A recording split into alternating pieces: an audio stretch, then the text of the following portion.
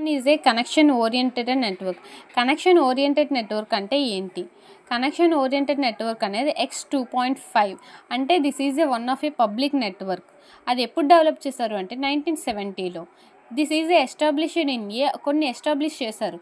ఎలా ఎస్టాబ్లిష్ చేశారంటే ఒక ఫిజికల్ లేయర్స్లో కానీ, ఫ్రేమ్స్లో కానీ, ప్యాకెట్స్లో కానీ ఎస్టాబ్లిష్ చేశారు.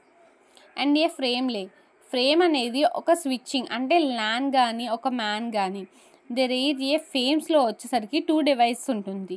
Data terminal equipment and data security terminal అనేది ఈ యొక్క 2 అనేది యూజ్ అవుతుంది.